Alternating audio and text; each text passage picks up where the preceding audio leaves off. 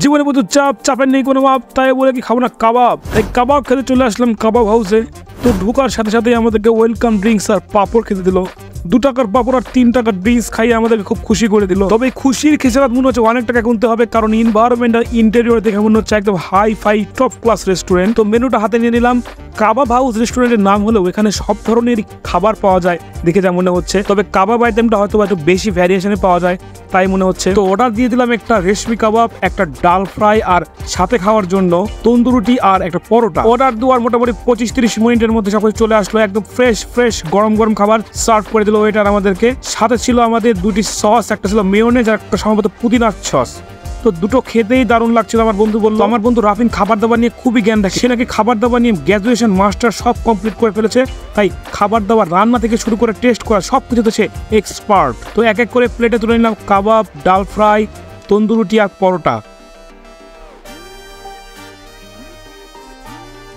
দেখি একটু তন্দুরুটিটা ছিঁড়ে একটু কাবাবটা দিয়ে মেখে আর সাথে নিয়ে একটু সবুজ কালারের চাটনিটা কেমন লাগে খেতে।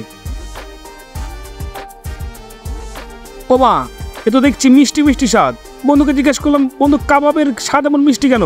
তখন আমার বন্ধু রাফিন বললো, আরে বোকা, এটা হচ্ছে রেশমি কাবাব। রেশমি কাবাবকে দুধ দিয়ে রান্না করে, এই জন্য এটার স্বাদ একটু মিষ্টি হয়। মিষ্টি হলেও কিন্তু স্বাদটা একদম দারুণ ছিল, টপ নচ, একদম ফার্স্ট ক্লাস। শুধু শুকনো কাবাব খেতে কেমন লাগে, একটু ডাল ফ্রাই দিয়ে পরোটা খেয়ে দেখি তো কেমন লাগে। ডাল ফ্রাইটার স্বাদ আহামরি আমার খুব একটা ভালো লাগেনি, একদমই এভারেজ। মোটামুটি সকালের খাবারের সময় যখন আমরা পরোটা দিয়ে ডাল খাই যে কোনো রেস্টুরেন্টে, তেমনই স্বাদটা লেগেছে, স্পেশাল কিছু লাগেনি। তো ডাল ফ্রাইতে রেটিং দেবো আমি 10-এ 6.5। কাবাবকে আমি 10-এ দেবো একদম 9.5। A1 top class first class kebab in Rajshahi বলা যেতে পারে। খাবার খাওয়া তো আমাদের শেষ, এখন বিল দেওয়ার পালা। দেখি তো বিলটা কত চলে এসেছে। প্রথমে জুস আর পাঁপড় খাইয়ে কি আমাদের খুশি করে বিলটা বেশি বানিয়ে দিল নাকি দেখি তো। ও মা, না ঠিকই আছে। বিল দেওয়ার সাথে সাথে ওয়েটার আমাদেরকে থাইল্যান্ডের টিকিট ধরিয়ে দিল। এটা আসলে থাইল্যান্ডের টিকিট না, কাবাব হাউসের পক্ষ থেকে এটি লটারি ব্যবস্থা করা হয়েছে। দারুণ অফার, দারুণ। কাবাব খাচ্ছি, থাইল্যান্ড যাচ্ছি, মালদ্বীপ যাচ্ছি, দারুণ একটা অফার। কাবাব হাউসে তো কাবাব খেয়ে খুব খুশি হয়ে গেলাম।